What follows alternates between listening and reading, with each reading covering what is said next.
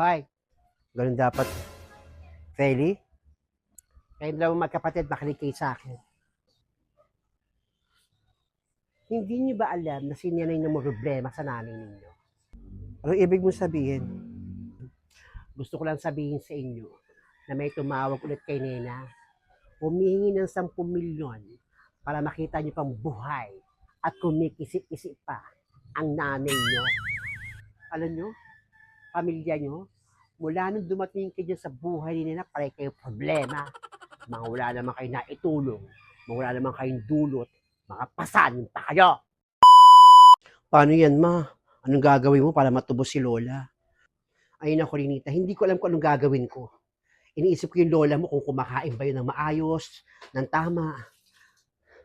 Meron pa naman diabetes yung lola mong yun. Naku, sana nga okay lang siya. Kaya nga po, kawawa naman si Lola. O sige, pasok mo yung si Nakba. Patulugin mo na yan. Opo, ma. Basukan po ito sa loob ng kwarto. Medyo tulog na rin naman po eh. Nena, nandito na kami. Nena. O Peter, Francia, buti dumating kayo. Hindi niyo ba alam na may tumawag sa akin at ang hihingi ng 10 milyon para matubos na yung nanay niyo? Kailangan niyo maganda ng 10 milyon. Saan tayo kukuha nun? Ha? Talaga? Ano? Si Mama, 10 milyon. Nandun ko na 10 milyon. Na-stress ako, Peter. Hindi ko alam gagawin ko. Pasensya ka na, Nena, ha? Panay problema na yung dala namin dito sa bahay mo. Pero may pera pa kasi akong tinatago dun sa ATM eh. Tinatago-tago ko yun. Nasa aparador yun ng bahay nila Blandina. Hindi alam ni Blandina na may pera ako dun. Kahit paano malaki yun. Ha? Eh, paano mo makukuha yung ATM mo dun sa bahay nila Blandina? Ba, sabi mo nga laging walang tao. At ang alam ko, ang nakakalam ng susi ay si Sonia. Kaya dapat makausap ko si Sonia kung sakali meron pa siyang duplicate ng susi. Pupunta kami dun at para makakapag-withdraw ng pera. Oo, kausapin mo si Sonia.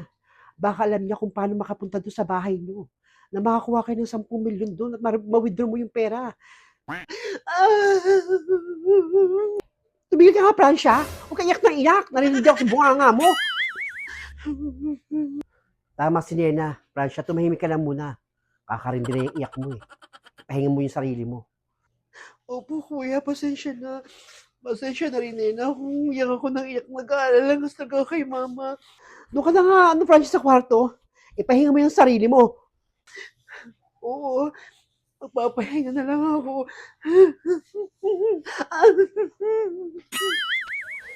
Sige na, Peter, kausapin mo na si Sonia. Baka sakali may susi pa siya kung paano makapasok doon sa mansyon nang makuha mo yung ATM at ma-withdraw mo yung 10 milyon na matubos mo yung mama mo. O sige na, kausapin ko lang si Sonia. Sige na.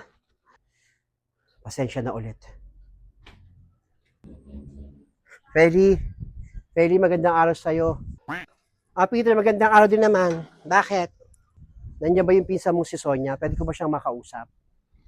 Nandito sa loob. Pumasok ka. Salamat. Sonia!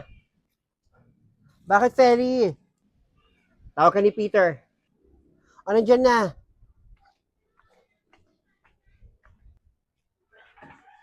Sonia. Doon ka na, Feli. Mag-uusap kami. Smosa ka rin. Ay, hindi. Makikinig ako sa usapan ninyo. Kasi bahala ka. O, bakit, Peter? Ano bang kailangan mo? Meron ka pa bang duplicate ng mansyon? Oo. Meron pa akong tinagong duplicate na susi dun sa may gilid ng harding. Talaga meron pa? Bakit? Kasi nandun sa ilan ng apartment yung ATM ko eh. May lamang pera yun eh. Kaya paano makakatulong yung kay mama pantubos sa kanya. Tamang-tama. Kasi kukunin ko rin yung 13 month kung nilagay ko dun sa ilalim ng foam, dun sa higaan ko sa kwarto. Hindi ko malang nakuha yung mga dapat kong kunin dun bago malang ako tumakas. Sabay na tayo pumunta dun ng pasikreto. Ako yung nasa labas para kunin mo yung 13 month mo at ako naman papasok sa loob para kunin ko yung ATM ko. Ikaw naman yung lookout sa labas. Para hindi tayo mahuli. O sige. Ganun nga lang gagawin natin para hindi tayo mahuli. Ha? May naman pang 10 milyon yung ATM ko eh. 10 milyon o 20 milyon yata yun. Yun naman pala, Peter, ang tigas ng mukha mo. May ipon ka naman palang pere. Pero hindi mo mabigyan-bigyan. Yung mga anak mo kay Nena, antikal mo. Kaya kayo kinakarme. Kaya nga, Penny, isisisi ako eh. Kaya nga babawi ako para maging masaya naman si Nena kasi pala yung problema na binibigay ko sa kanya. Babawi, nagsisisi. Kailan pa? Eh, yung pera mo, ipantutubos mo naman sa nanay mo. Hindi ba pakikinabangan ni Nena? Kayo di makikinabang. Ako? Na-hybrid ako sa usapan nyo. Diyan nga muna kayo. Gigil ako sa inyo. Sige, Sonia. Bukas na bukas punta tayo dun sa mansyon. Kunin natin yung mga pera natin. O sige. Punta tayo bukas. Salamat, Feli. Ewan ko si Peter, bukas sa atin. Visit. Ano ka ba, Feli?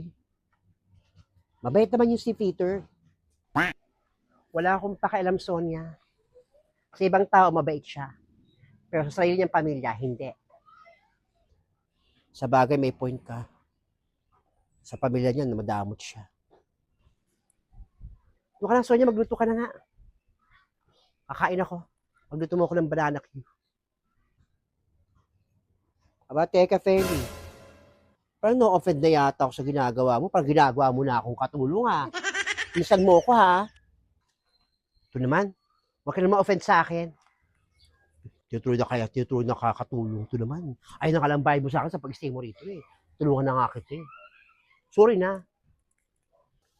Diyan ka na, magluto ako.